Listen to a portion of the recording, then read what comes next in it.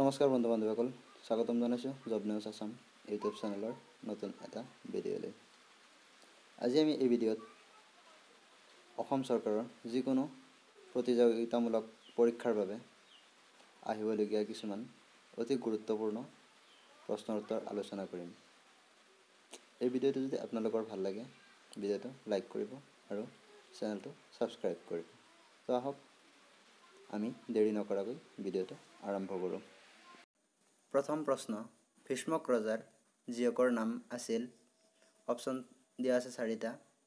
Option number A Rukmini, option B Usha, option C Devaki, option D Yashoda. ইয়াৰ সঠিক উত্তৰটো হ'ব option number A Rukmini. Bhishmak ৰজাৰ জীয়কজনীৰ নাম আছিল ৰুক্মিণী।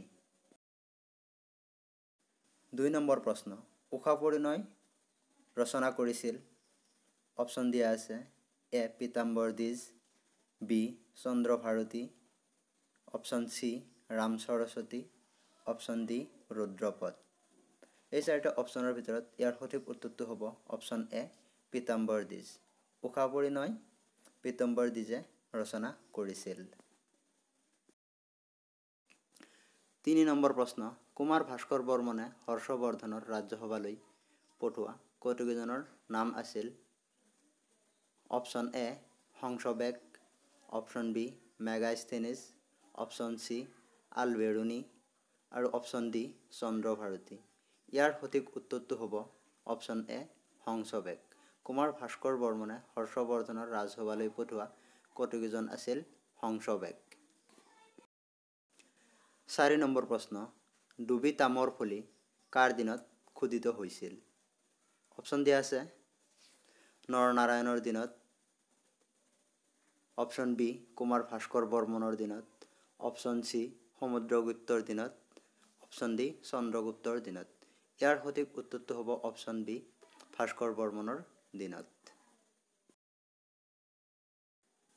5 নম্বৰ প্ৰশ্ন, সৰদাহ কোন মোগল সম্ৰাটৰ ৰাজসভাৰ সংগীতজ্ঞ আছিল? অপশ্যন দিয়া আছে 4টা।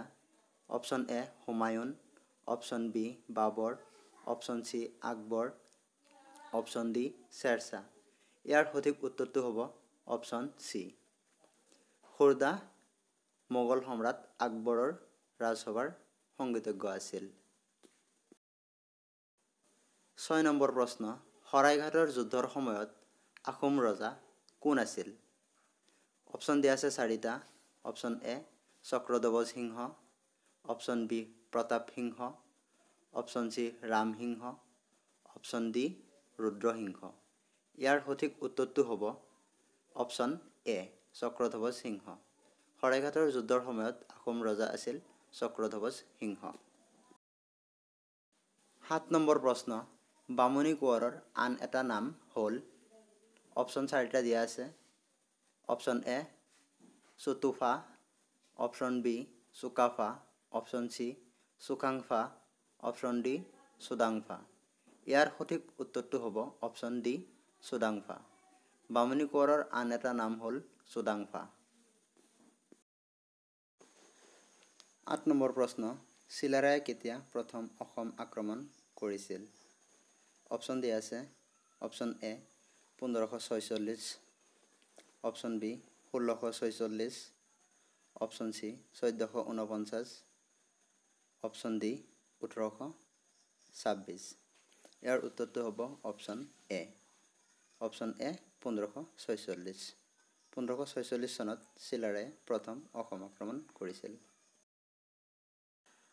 9 নম্বৰ প্ৰশ্ন, কিমান চনত জয়সাগৰ পুখুৰী খন্দোৱা হৈছিল? অপশ্যন এ 1679 চনত, অপশ্যন বি 1697 চনত, অপশ্যন চি 1497 চনত, অপশ্যন ডি 1897 চনত। ইয়াৰ সঠিক উত্তৰটো হ'ব অপশ্যন বি 1697 চনত। 1697 চনত জয়সাগৰ পুখুৰীটো খন্দোৱা হৈছিল। 10 নম্বৰ প্ৰশ্ন, বিজয়নগৰ ৰাজ্যৰ শ্ৰেষ্ঠ সম্ৰাট কোন আছিল? ইয়াৰ অপশ্যন দিয়া আছে 4টা। Option A Dagraj, option B Hasan, option C Krishnadev Ray, option D Alauddin. ইয়াৰ সঠিক উত্তৰটো হ'ব অপশ্যন চি কৃষ্ণদেৱ ৰায়। বিজয়নগৰ ৰাজ্যৰ শ্ৰেষ্ঠ সম্ৰাটজন আছিল কৃষ্ণদেৱ ৰায়। 11 নম্বৰ প্ৰশ্ন, খানোৱা যুদ্ধ কেতিয়া হৈছিল? ইয়াৰ অপশ্যন দিয়া আছে। অপশ্যন এ 1610 চনত, অপশ্যন বি 1703 চনত, অপশ্যন চি 1530 চনত, অপশ্যন ডি 1527 চনত। ইয়াৰ সঠিক উত্তৰটো হ'ব অপশ্যন ডি 1527 চন। খানোৱা যুদ্ধ 1527 চনত সংঘটিত হৈছিল। 12 নম্বৰ প্ৰশ্ন, গাৰো মহিলাক বিয়া কৰোৱা প্ৰথম বিদেশী কোন আছিল? ইয়াৰ অপশ্যন দিয়া আছে। অপশ্যন এ ৰজ এলিন, option B John Bells, option C Tim Wells, option D এটাও নহয়। ইয়াৰ সঠিক উত্তৰটো হ'ব option C Tim Wells. Tim Wells আছিল গাৰো মহিলাক বিয়া কৰোৱা প্ৰথমজন বিদেশী ব্যক্তি। 13 নম্বৰ প্ৰশ্ন, ভাৰতৰ ৰাষ্ট্ৰীয় পতাকা তৈয়াৰ কৰা ব্যক্তিজন কোন আছিল? ইয়াৰ অপশ্যন দিয়া আছে। Option A Jonabali, option B Janardan Sharma, option C Pingali Venkayya, option D এটাও নহয়। ইয়াৰ সঠিক উত্তৰটো হ'ব অপশ্যন চি পিনগলি ভেংকিয়া। পিনগলি ভেংকিয়া আছিল ভাৰতৰ ৰাষ্ট্ৰীয় পতাকা তৈয়াৰ কৰা ব্যক্তি। 14 নম্বৰ প্ৰশ্ন, প্ৰতাপ সিংহই হালদিঘাটত কোন মোগল সম্ৰাটৰ বিৰুদ্ধে যুঁজিছিল? অপশ্যন দিয়া আছে 4টা। Option A Babur, option B Akbar, option C Humayun, option D Muhammad Ghori. ইয়াৰ সঠিক উত্তৰটো হ'ব অপশ্যন বি আকবৰ। প্ৰতাপ সিংহই মোগল সম্ৰাট আকবৰৰ বিৰুদ্ধে হালদিঘাটত যুঁজিছিল।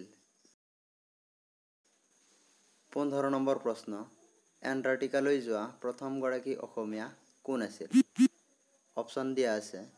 ৰাঘৱ চন্দ্ৰ ডেকা, অপশ্যন বি ভুৱন মোহন ডেকা, অপশ্যন চি ৰাঘৱ চন্দ্ৰ গোস্বামী, অপশ্যন ডি এটাও নহয়। ইয়াৰ সঠিক উত্তৰটো হ'ব অপশ্যন এ ৰাঘৱ চন্দ্ৰ ডেকা। ৰাঘৱ চন্দ্ৰ ডেকা প্ৰথমগৰাকী অসমীয়া ব্যক্তি যিয়ে নেকি এণ্টাৰ্কটিকালৈ প্ৰথম গৈছিল। এইকেইটা আছিল আজিৰ প্ৰশ্ন। যদি ভিডিঅ'টো ভাল লাগিছে ভিডিঅ'টো এটা লাইক কৰিব আৰু এনেকুৱা ধৰণৰ নতুন নতুন ভিডিঅ' পাবলৈ চেনেলটো ছাবস্ক্ৰাইব কৰিব। আৰু যদি কিবা ভুল হৈছে এই ভিডিঅ'ত কমেণ্ট কৰি শুধৰাই দিব। ভিডিঅ'টো শেষলৈ চোৱাৰ বাবে ধন্যবাদ।